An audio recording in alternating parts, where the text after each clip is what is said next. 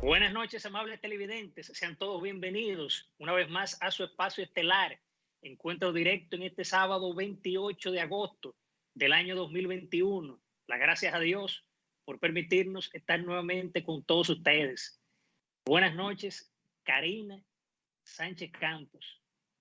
Buenas noches, Ramón Núñez Fernández, y a toda nuestra fiel teleaudiencia que cada fin de semana sintonice este encuentro directo con todo lo que va generando noticias en el país y el resto del mundo, Ramón. La verdad es que todo el quehacer político electoral se deja sentir con gran fuerza, pese a mantenernos en el contexto de una pandemia que, aunque trae más que cuestionantes, es la realidad que vivimos. Y esto también, Ramón, nos hace pensar qué nos espera para el año 2024, porque ya se dejan sentir algunos vientos indicando algunas rutas. Exacto, justamente la oposición mantuvo, como quien dice, luna de miel para el gobierno durante prácticamente un año por el propio tema del COVID-19. Pasaron inclusive hasta los 100 días de gobierno y duraron casi todo un año. Y el expresidente de la República, Leonel Fernández, pronunció un discurso esta misma semana, el lunes, el cual fue una mezcla básicamente, Karina, de elogios, pero también de críticas, con muchas cosas referentes a este gobierno. Por ejemplo, en ese sentido, él abordó mucho el tema de que tratar de modificar la constitución del país para establecer la independencia del Ministerio Público debido a que ese órgano ya posee esa característica. Él comentaba que con la idea de querer reformar la constitución de la República para establecer la independencia del Ministerio Público, la Fuerza del Pueblo considera que ya en su artículo 170, nuestra Carta Magna precisa que esa institución goza de autonomía funcional, presupuestaria y administrativa, y lo mismo señala el artículo 2 de la Ley Orgánica del Ministerio Público. Pero también en ese sentido, Karina, él abordó lo del tema de, por ejemplo, reconoció que las autoridades han mantenido la estabilidad macroeconómica y un buen clima para la inversión, aunque todavía estamos, según él, en una fase embrionaria de recuperación de lo que habíamos alcanzado. Saludó el empeño del gobierno en recuperar el turismo, pero aún tenemos un camino que recorrer para la total recuperación de la industria de lo que él llamó sin chimeneas. Criticó también inicialmente durante los primeros 6 meses del 2021 la economía creció 13.3% y proyecta que crecerá en 7.5% en el año, pero lo consideró, él señala, un rebote estadístico que compara la reactivación del crecimiento de este año con el colapso experimentado en nuestra economía en el 2020, que fue de menos 6.7%.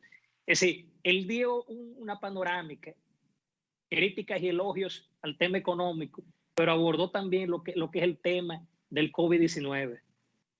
Elogios cautelosos, de manera que hay que también aplicar la lectura entre líneas, porque si bien es cierto que en términos macroeconómicos la República Dominicana ha mantenido un equilibrio pues idóneo hasta cierto punto, no menos cierto es que los números son exactos, Ramón. Y por eso en medio de tanta incertidumbre, la certidumbre de las cifras pueden esclarecer ante algunas dudas legítimas lo que realmente sucede con el manejo de los fondos públicos. A través de los endeudamientos vamos entrando en una especie de burbuja que podría eventualmente explotar. A la vez, lo que ha motivado ese sobreendeudamiento, aunque existe, no ha sido exclusivamente para esos fines, y es lo que se cuestiona. ¿Cómo es que nos hemos sobreendeudado a este punto tan insostenible que entonces no se aplique a lo que generó este sobreendeudamiento? Todavía en términos de inversión a capital tenemos una ínfima parte porcentualmente hablando, pero ¿qué ha crecido? El gasto corriente. Entonces no se corresponde que en pleno contexto de crisis a raíz de la pandemia por COVID-19 se incremente el gasto corriente y no se aplique ese endeudamiento a lo que se supone es el gasto a capital. Eso sí va creando una desproporción en términos económicos que terminaremos pagando, por supuesto, los bolsillos dominicanos. Pero también sí hay algo que refería sobre el Ministerio Público y su respectiva independencia de acuerdo a la Constitución Dominicana en el artículo 170, donde también establece los principios de legalidad, objetividad, unidad de actuaciones, jerarquía, indivisibilidad y responsabilidad. Pero mientras el Ministerio Público siga siendo designado por el Poder Ejecutivo, es lógico entender que va a haber una sombra de resquemor sobre la independencia de estos poderes, porque siempre que hay un hilo conductor entre los poderes, los conflictos de intereses. Pero ciertamente el doctor Leonel Fernández Reina tiene razón en el sentido de la autonomía funcional, administrativa y presupuestaria que dispone este artículo de la Constitución Dominicana, por lo que reformar algo sobre la base de lo que ya está escrito no tiene sentido alguno. Lo que sí es hacer valer lo que por ley presupuestariamente le corresponde al Ministerio Público antes que reformar la Constitución, reformar la conciencia nacional para atacar lo que en este momento tiene ley y debe aplicarse. Exacto. Hubo otra parte también, Karina, que él criticó, que fue el tema de la canasta familiar, con la misma situación del aumento de precios. Hemos visto últimamente también el aumento que se le quiere dar a este alimento del pan. Se criticó lo que es el tema, que es algo indispensable para muchas personas, lo que es tener los productos de la canasta básica lo más barato posible.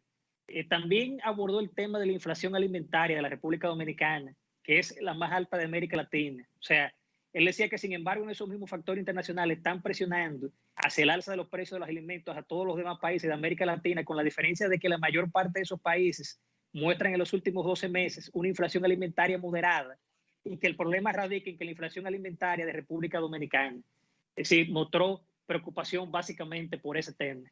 Pero también hay otro tema que parte de lo que la Organización Mundial de la Salud catalogó como pandemia por COVID-19 y toda esta burbuja económica a punto de explotar en todos los países del mundo. Nos referimos al estado de emergencia, que esta misma semana se prorrogó por 45 días más. Decía la semana pasada que diera la impresión que de 45 en 45 llegaremos al final de los tiempos, porque la realidad es que nos aproximamos a 500 días gobernando bajo un estado de emergencia, pero lo que generó el mismo no es igual. De hecho, los controles que a nivel sanitario e incluso económico han sido tomados a lo largo de este larguísimo periodo, mucho mayor que cuando inició en medio de tanta incertidumbre, de manera que las condiciones no se corresponden para continuar extendiendo el estado de emergencia. Pero llama la atención, Ramón, que cuando pasó por la Cámara de Diputados, no hubo el quórum necesario y precisamente basado en lo mismo. Esto parece una nueva forma de gobernar bajo un estado de emergencia sin que las condiciones sean las mismas que lo originaron. Pero de inmediato, cuando no se logre esa votación, el presidente de la Cámara Baja, el señor Alfredo Pacheco, sale y al regresar unos minutos más tarde convoca una sesión extraordinaria en la que pasa este nuevo estado de emergencia. Me hizo pensar en aquel recurrente conejo que sale del sombrero de los magos y aparecía como un truco de magia. Y así pasó a la Cámara Alta, que a su vez fue conocida a través de una comisión de salud, encabezada por supuesto por el ministro de Salud Pública, que entendía que había que mantenerlo por un posible brote para el mes de octubre, a menos que tengamos la capacidad de ver el futuro, y ahí tendríamos que tomar en cuenta otras variables. Esto es como apostar a un estado de emergencia preventivo sobre algo que no ha sucedido.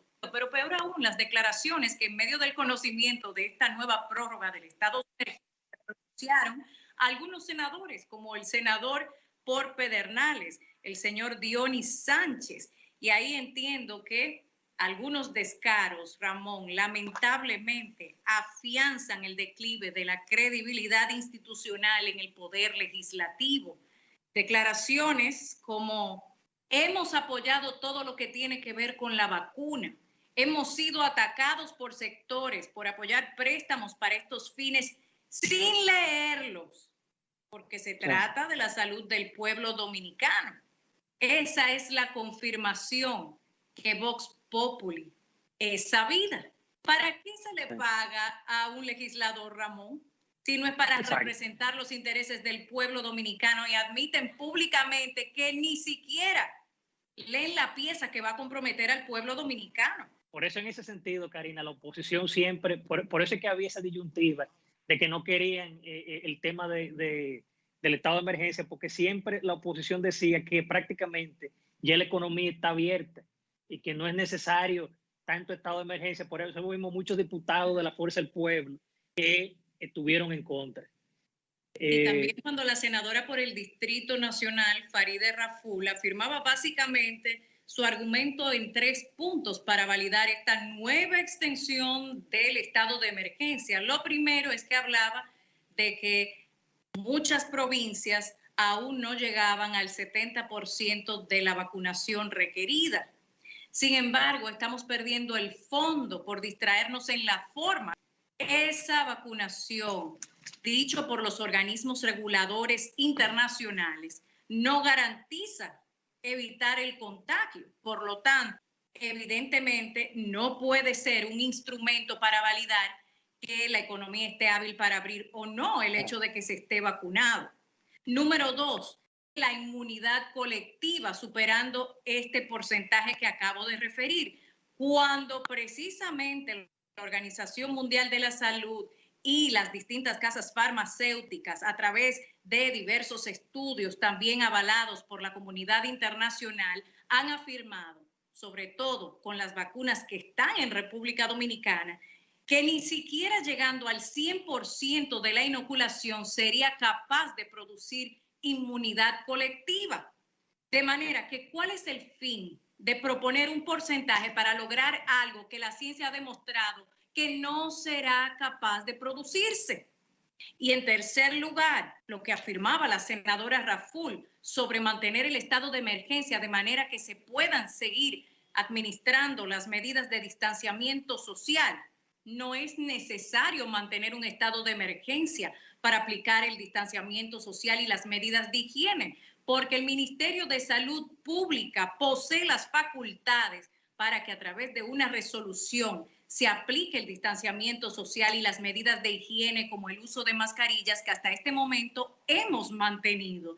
De manera que son 3 falacias sobre las cuales se sustenta un método muy peligroso porque vulnera derechos fundamentales de manera innecesaria. Y solo miren los precedentes que ya hay en España, donde constitucionalmente se ha fallado a través de su máximo tribunal que estas medidas sobrepasaban los límites y no se correspondían. Exacto. Vámonos a una pausa, Karina, y retornamos en breve con el segundo bloque de comentarios.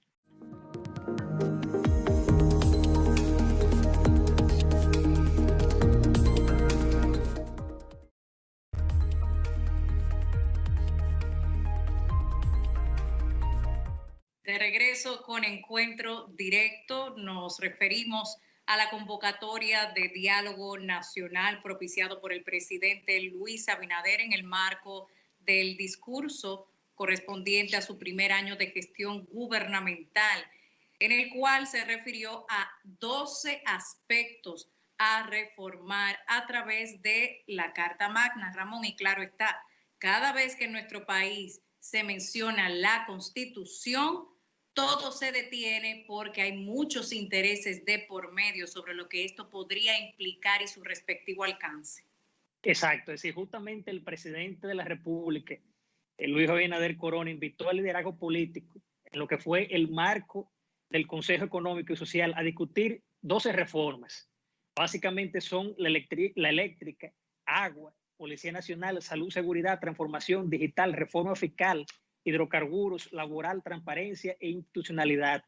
En ese sentido, el ministro administrativo de la presidencia, José Ignacio Paliza, invitó mediante misiva a los partidos políticos con representación del Congreso Nacional a participar en un primer encuentro que va a ser pasado mañana, el lunes, el cual se abordará básicamente muchos temas de interés. Tú sabes que con el tema de la Policía Nacional, Karine, es un tema que deben de abordarlo bien, porque ahí caemos con el mismo tema de la delincuencia, que lamentablemente sigue azotando el país. Es decir, son básicamente muchos puntos de interés que van a pautar ese día con el Consejo Económico Nacional. Que vale recordar, Ramón, se creó precisamente a raíz de la Constitución del año 2010 y es como una especie de balance que reúne a los principales sectores de la producción nacional, entre empleados, empleadores, también de la sociedad civil. Y muy importante, Ramón, es que sobre todo esto que el presidente Abinader pasa como de necesidad a reformar, también está la reforma fiscal. Exacto. Es cierto que no debiera significar aumentar los impuestos. Sin embargo, de acuerdo a cómo se ha manejado la economía y de cómo sobre todo se han manejado los préstamos, podemos intuir que tendrá que afectar lamentablemente ese factor. Pero algo también que de la mano va con lo que esto podría implicar es que una vez abierta para reformar la Constitución, podría tocar el siempre conflictivo artículo 124 sobre la elección presidencial. Y hay un escenario muy distinto al de hace un año, porque lo que en un momento se constituyó en una oposición que funcionó como una especie de alianza estratégica para fortalecer el recién gobierno del presidente Abinader, a un año la carta cambia y esta oposición toma otros matices. Se ha reestructurado y lo que en un momento se usó como bisagra o propulsor, ahora es con esa misma fuerza echado de lado. Parece que el presidente Abinader ya no cuenta con esa fuerza opositora aliada, como en su momento hace un año. Y esto hace que el escenario se replantee, porque también hay un Partido de la Liberación Dominicana, que aunque sumamente cuestionado por la sociedad dominicana, no menos cierto es que para poder llevar a cabo estas reformas, el presidente Abinader está contando con el beneplácito de fuerzas opositoras, entre las que se incluye el Partido de la Liberación Dominicana, porque necesitaría votos para pasar adelante esas intenciones. A mí lo que realmente me llama la atención y en un sentido negativo es que en ese discurso él dio por hecho esas reformas sin antes haber consultado tal intención de una envergadura enorme. La única reforma urgente es una segunda restauración dominicana basada en los valores fundacionales de nuestro país: Dios, patria y libertad. Porque, ¿qué pasa con la Constitución del año 2010? Que no se ha ejecutado ni en un 50%, cuando ya estamos hablando de otros cambios sobre lo que ni siquiera se ha comenzado a aplicar. No bien caminamos y ya queremos correr. Pasar balance sobre la fiscalización de este marco constitucional y ajustar lo que haya que ajustar, pero no entrar en nuevos caminos cuando el que se ha trazado aún no está recorrido, porque el que mucho abarca, poco aprieta. Y eso afecta a la sociedad dominicana en su conjunto, que en medio de tanta tensión por la pandemia del COVID-19 no resistiría nuevos embates que dividirían aún más a la sociedad dominicana, ni hablar del infame Código Penal Dominicano, que todavía no termina de salir. Exacto. A más de 2 décadas del Congreso Nacional, Ramón. Exacto, sí. Con eso del Código Penal tenemos básicamente 20 años en eso. Tú señalabas ahorita, Karina, el tema de la oposición, y ya justamente, ya después de este primer año, ya vemos una oposición que tanto el PLD como la Fuerza del Pueblo van a dar señales de que van a ver, van a empezar a dar su punto de vista, a hacer su crítica, porque ese es el rol de la oposición, criticar cualquier cosa que esté sobre el tapete. Por eso el ministro Paliza la semana pasada indicaba eso mismo, que además planteó que tenemos la firme convicción de que ha llegado la hora de las reformas, de concentrarnos en modernizar a fondo nuestro país y alcanzar lo que hemos definido como la segunda restauración institucional, fiscal y laboral para la República Dominicana. Pero esto es un conjunto de cosas, como tú bien señalabas, de que tiene que ir de la mano con la oposición, de que haya esa doble idea de parte y parte. Teniendo en cuenta que el que gobierna es el presidente Abinader y no la oposición. Ay. Porque al pan y al vino vino. Sin embargo, el presidente Abinader representa al pueblo dominicano. ¿Qué quiere el pueblo dominicano? Porque para hablar de una reforma constitucional tiene que hablar el pueblo dominicano y no tomar una decisión de este tipo con tales implicaciones sin ton ni son. Asimismo, por ejemplo, cuando nos referimos a lo que vendría siendo la Estrategia Nacional de Desarrollo 2030, que manda al Consejo Económico y Social a convertirse en ese espacio para discutir y concertar los pactos nacionales que históricamente se han quedado rezagados como pactos fallidos, se constitucionalizó el Consejo Económico y Social en el año 2010 para romper ese histórico descrédito de pactos fallidos y poder concretizar con todas las fuerzas vivas de la nación. Esta misma semana, el Consejo en cuestión emitió una nota de prensa en la que refiere que el señor Rafael Toribio, quien preside actualmente el Consejo Económico y Social, expresa que en relación al pacto fiscal espera que el Poder Ejecutivo emita el correspondiente decreto de convocatoria y el documento con la propuesta gubernamental a fin de iniciar el proceso de concertación del tercer pacto nacional previsto por la Estrategia Nacional de Desarrollo y sobre otros pactos como el del agua, sobre el cual tengo mis reservas, de manera que ellos están a la espera de que el Poder Ejecutivo trace la pauta para comenzar a concertar con los distintos sectores. Exacto. También ellos señalaban que van a darle seguimiento a lo que es el sector hidrocarburos, laboral y transparencia de la institucionalidad, que también es otro tema, el tema de los hidrocarburos, de los combustibles. Y de la fórmula que nunca da.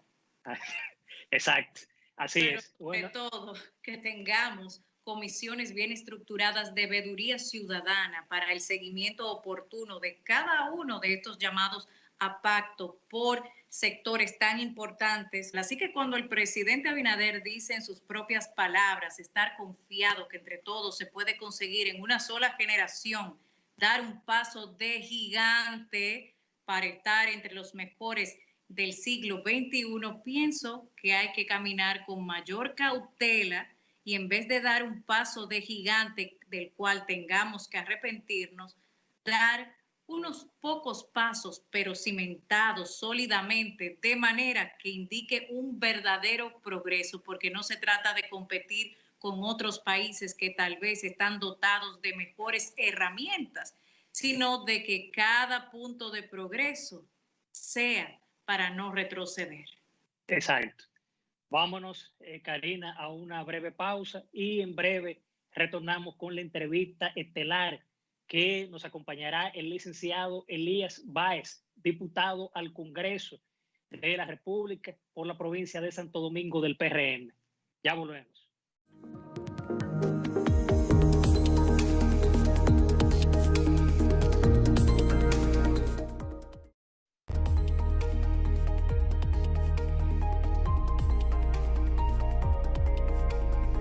Bien, amables televidentes, tal como habíamos anunciado en la entrevista estelar de Encuentro Directo, nos acompaña la noche de este sábado el licenciado Elías Báez de los Santos, diputado al Congreso de la República por la provincia de Santo Domingo del Partido Revolucionario Moderno.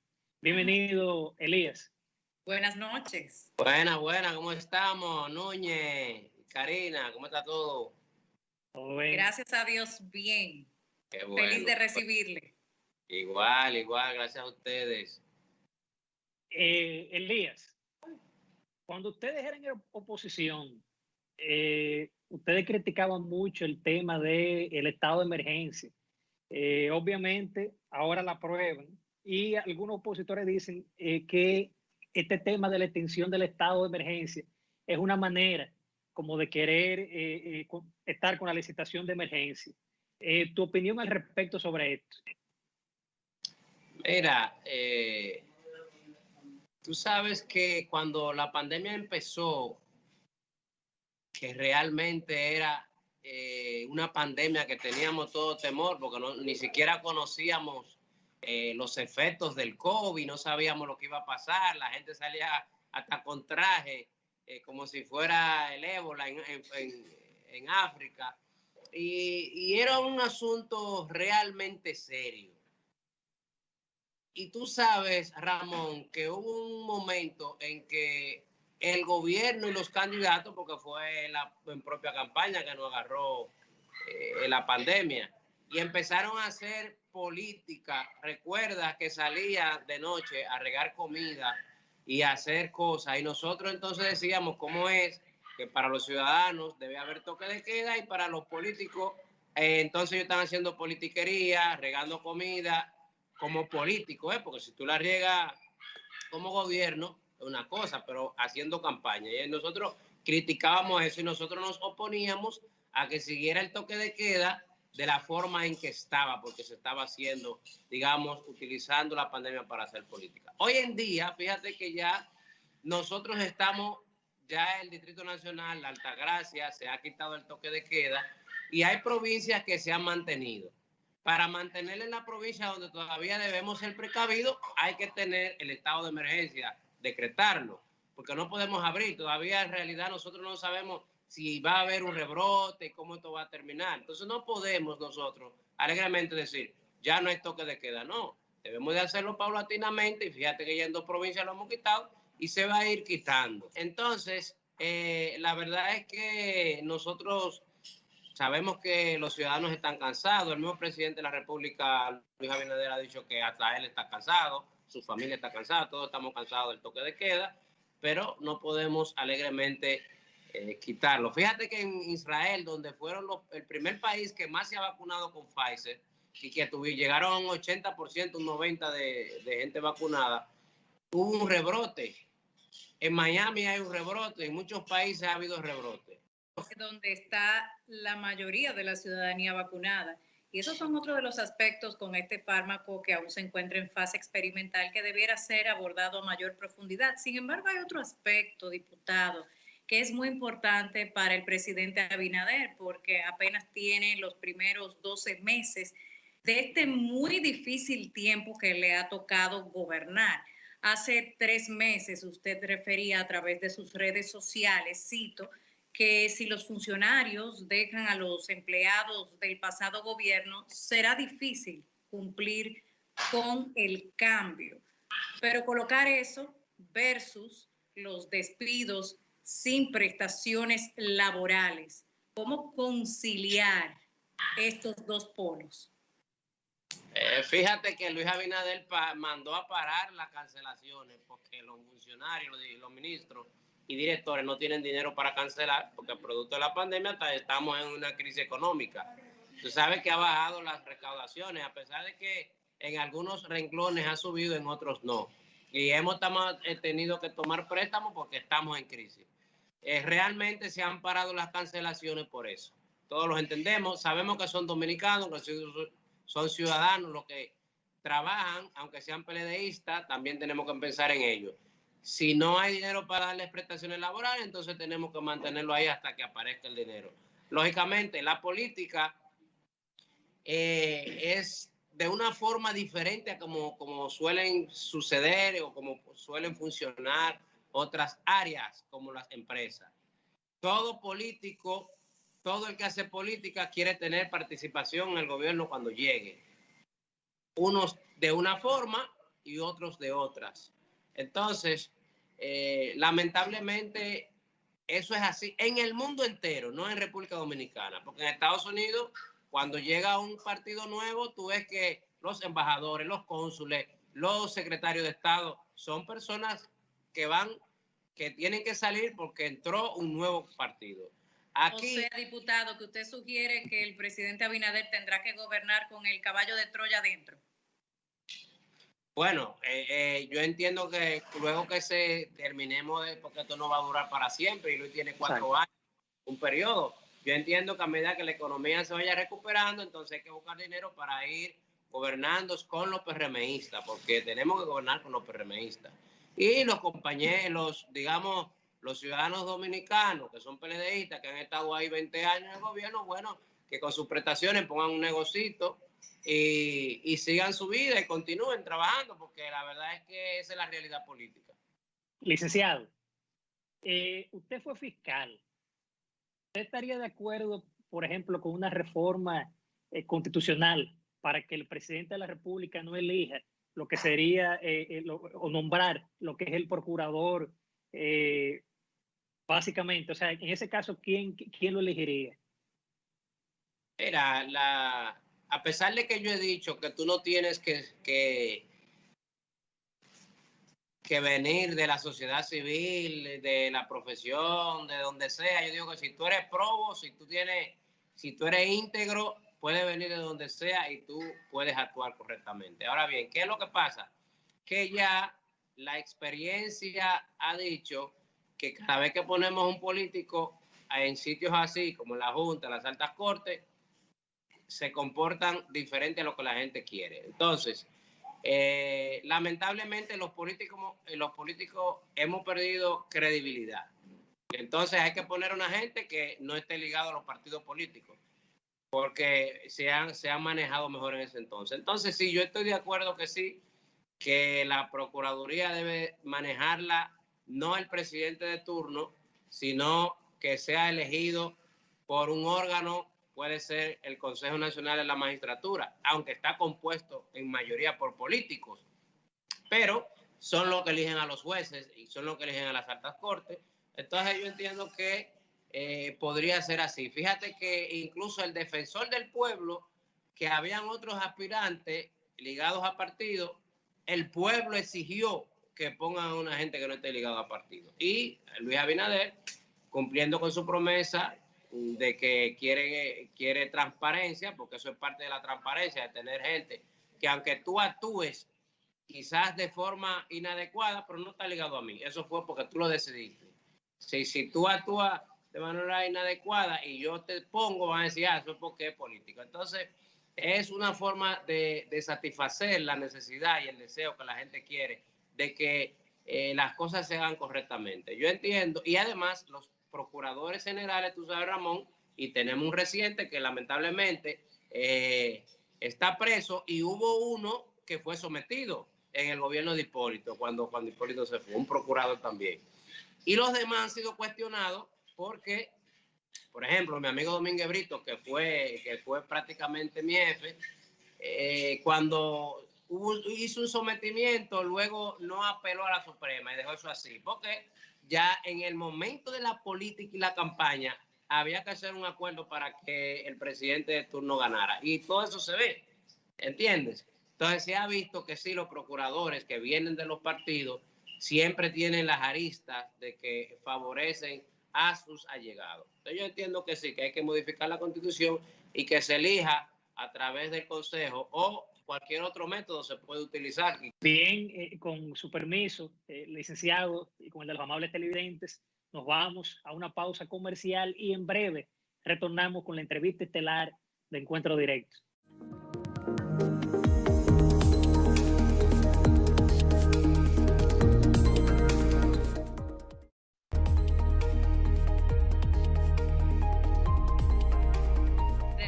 Congreso con encuentro directo junto al diputado Elías Báez del Partido Revolucionario Moderno por la provincia Santo Domingo.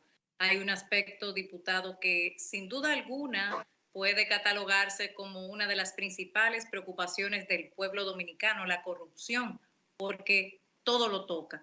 En este sentido, el proyecto de ley de extinción de dominio, porque lo que tenemos actualmente es una ley del viejo oeste de extensión de dominio. Entonces, ¿cómo usted entiende que la parte del decomiso de los bienes ilícitos podría trabajarse a través de este proyecto de ley? Porque si bien es cierto que hay un carácter de irretroactividad de las leyes, hay algunos ruidos, y cuando suena por ahí es porque piedras trae, de que se pretende aplicar sobre el origen de los bienes ilícitos como tal y que no aplique para su decomiso, dependiendo la fecha en que estos fueron generados. ¿Qué tiene que decir al respecto? Bueno, mira, tenemos muchas referencias de lo que ha pasado aquí. Tú sabes que vamos a poner el narcotráfico. La mayoría de los narcotraficantes, la droga no la venden aquí. Lo que hacen es una transacción, digamos, como puente que mandan a Estados Unidos esa droga. Y entonces, generalmente, lo que solicita es una extradición y se llevan a ese detenido para allá y allá lo enjuician y luego al año, a los 2 años, porque llegan a un acuerdo, vienen aquí con todos sus bienes. Nosotros no podemos incautarle los bienes porque él no fue enjuiciado aquí y no hay hay un delito penal, pero no fue enjuiciado. Si no hay condena penal, no puede decretarse la incautación de los bienes. Y entonces, ¿qué pasa? Que ellos quedan ricos, quedan ricos. Pero además, en el ámbito de corrupción de los funcionarios también hay muchos que no lo condenan, que no lo someten, que si lo sometan lo descargan, pero todo el mundo sabe que sus bienes son ilícitos. Por ejemplo, pasó en Estados Unidos, pasó con el caso de O.J. Simpson, cuando todo el mundo sabía que él cometió el crimen, pero las pruebas fueron desvirtuadas y penalmente se descargó. Pero luego civilmente lo condenaron. ¿Qué es lo que se busca aquí? Eso, tú buscaste un subterfugio o tú te condenaron a Estados Unidos y tú vienes a disfrutar tu bien aquí. No, esos bienes son ilícitos y hay que incautártelos. Igualmente, si es un asunto de corrupción. La irretroactividad, realmente la Constitución establece que las leyes no son retroactivas. Entiendo yo que eso no se podrá, aunque lo establezcamos en la ley, el Tribunal Constitucional lo va a establecer irretroactivo. Yo no votaría porque sea retroactivo, porque la Constitución establece que no, y entonces yo no me voy a prestar a hacer cosas que vayan en contra de la Constitución. Lo que pasa que sí, hay mucha gente que le tiene miedo a esta ley porque se podría tomar represalias políticas. Sin embargo, tenemos la ley de lavado y no se ha mal utilizado. O sea, que la ley de lavado es más fuerte. Cualquiera podría decir, vamos, te voy a someter porque tu dinero es ilícito, defraudaste el Estado, no pagaste unos impuestos, y no se ha hecho, salvo que tú sí lo hayas cometido. Entonces, poco importa que la ley esté si tenemos gente. Además, se supone que los jueces son probos y que son independientes, y si el Ministerio Público va y somete a una persona, el juez debe de valorar si realmente se ha cometido el hecho o no y si los bienes son ilícitos o no. Licenciado Elías Báez, ha pasado prácticamente ya un año del gobierno del presidente Luis Abinader. Su punto de vista al respecto, ¿realmente ha sido favorable este primer año de gestión? Mira, lo primero que debemos de evaluar en la situación que estamos de catástrofe y cuánta bulla se hacía en el año anterior, cuánta denuncia, estábamos despavoridos. O sea, el pueblo estaba, que un día se tiraba a la Plaza de la Bandera, un día hacía huelga, un día hacíamos cacelorazo. En la prensa todo el mundo denunciando la corrupción y todo lo que había. Y fíjate que cuando llegamos hemos descubierto toda la corrupción que había. Creo que el pueblo necesitaba esta paz, este descanso. El pueblo necesitaba renovarse de gobierno. Y se ha gobernado con prudencia. Se ha gobernado con prudencia y con transparencia. Fíjate que dentro de los del PRM han habido gente presa y destituido a un año de gobierno. Cosa poca vista. Tú sabes que en el gobierno del PLD los rumores y no pasaba nada. Aquí no solamente se destituyen, sino que se someten. Entonces eso es un cambio. Eso es parte de que la gente exigía, de que no te robe el dinero del pueblo y además de que te lo robe, también te burles de mí quedándote en el cargo. Entonces creo que la cosa va bien. Nos estamos recuperando, el turismo se está recuperando la economía.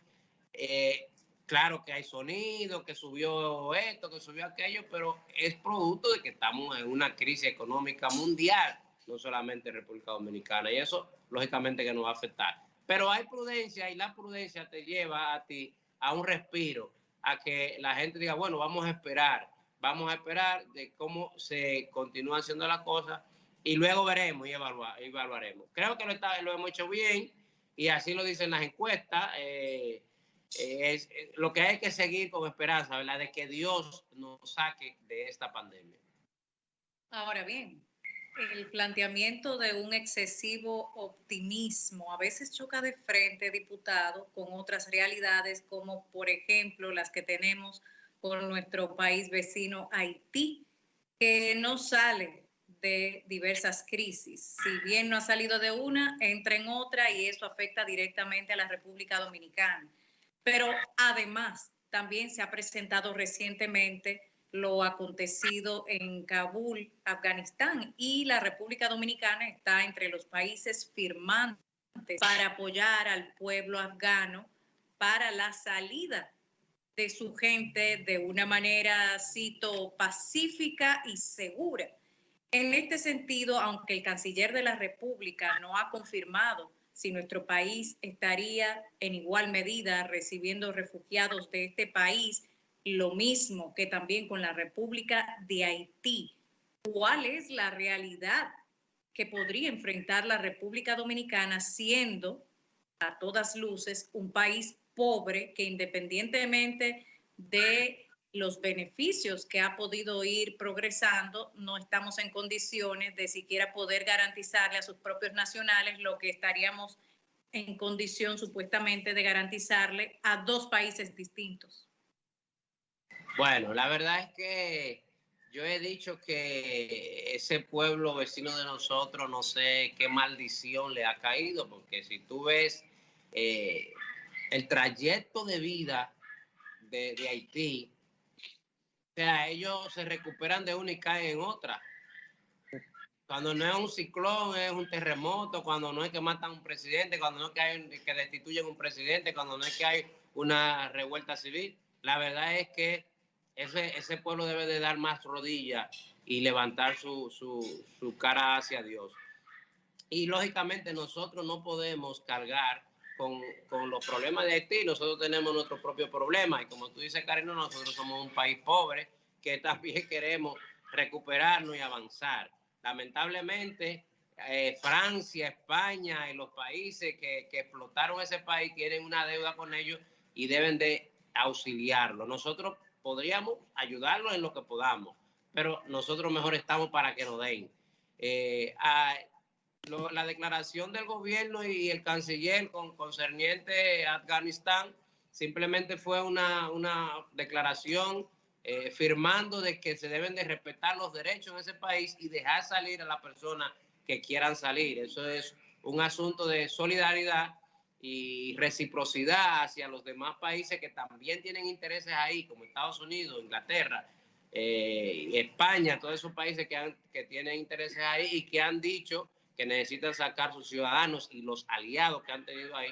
Y nosotros como aliados de esos grandes potencias, pues también le hemos declarado que se debe de respetar. Ojalá no pase de que esos talibanes no salgan de ahí a hacerle daño al país, incluyéndonos que nos pueden hacer daño a nosotros, ¿verdad? Porque ustedes saben que una vez nosotros mandamos soldados al Medio Oriente cuando en el 2004 estaba la guerra de Irak, y ojalá que se demostró sin fundamento. Bueno, ojalá no haya represalia contra nosotros y que no haya represalia contra ningún país. Y el aspecto con respecto a la de Haití, por ejemplo, con ese plan de contingencia para flujos masivos de inmigrantes en República Dominicana firmado en el año 2019, que básicamente ante las reiteradas crisis que enfrenta el vecino país podría activarse, y eso implicar que los haitianos en condición de ilegalidad puedan venir a la República Dominicana como refugiados y entonces dotarles de todo lo requerido. Bueno, la verdad es que tú sabes que han habido a veces firmas irresponsables, acuerdos irresponsables. Gracias a Dios que la justicia nuestra tomó una decisión concerniente a la sentencia del Constitucional que estableció que los hijos de inmigrantes ilegales no eran dominicanos. Tú sabes que hay una agenda internacional que a veces quiere que nosotros nos hagamos cargo de los nacionales haitianos y de estar tomando refugiados aquí. Nosotros, como te dije anteriormente, nosotros estamos para que nos ayuden. Nosotros no podemos estar tomando ciudadanos de otro país a refugiarlo aquí. Si nosotros vamos a tantos barrios que hay gente con tanta pobreza que son dominicanos, en esa misma frontera tenemos muchos dominicanos pasando trabajo, entonces tú no puedes venir a refugiar ciudadanos de otro país con nosotros pasando trabajo. Otras potencias la pueden hacer porque tienen mucho dinero también, pero nosotros tenemos problemas. Es cierto que debemos de ser solidarios, que debemos de velar porque son seres humanos, pero también tenemos que hacerlo con cuidado porque nosotros no podemos dejar de darle el pan a nuestros hijos y que se nos mueran de hambre para dárselo a otros. A pesar de que Jesucristo multiplicó los panes, habría que ver cómo nosotros podríamos pedirle un milagro a Dios para que nos ayude a multiplicarlo, pero primero nosotros debemos comer y luego darle al vecino. Así es.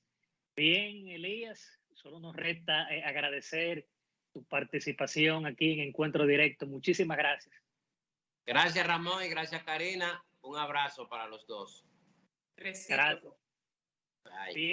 Bien, amables televidentes, nos vamos a una pausa comercial y en breve retornamos con la recta final de Encuentro Directo.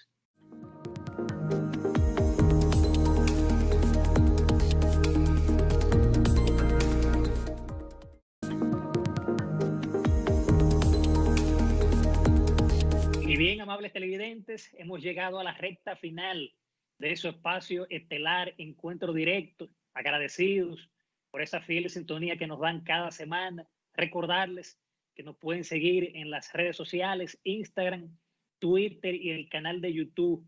Suscríbanse al canal de YouTube del programa para que puedan ver este y los anteriores. Karina. Ramón, a propósito, es importante más allá de mirar, observar. Por eso reflexionamos junto a Rui Barbosa, escritor, político y jurista brasileño, al referir que la peor de las democracias es 1000 veces preferible a la mejor de las dictaduras. Que tengan buen fin de semana.